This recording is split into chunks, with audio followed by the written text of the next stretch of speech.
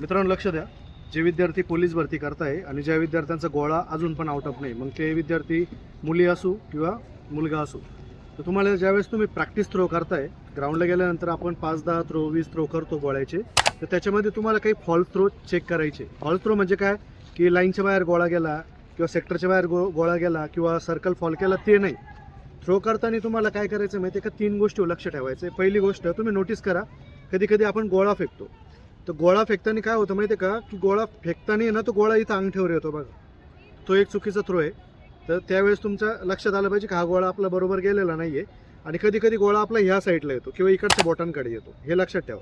तर या 2 पद्धतीने जर गोळ्याचं वजन येत असेल, गोळा फेकताना इथं गोळा येत असेल किंवा इकडं गोळा जात असेल, तर हे थ्रो चुकीचे आहे.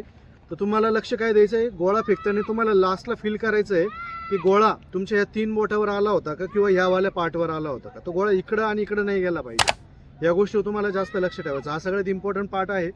मुलं मुली काय करता माहिती आहे का, मॅक्सिमम टेक्निकवर काम करताय, पण हा एक शेवटचा रिलीजचा पॉईंट आहे जिथून आपण स्ट्राईक देतोय.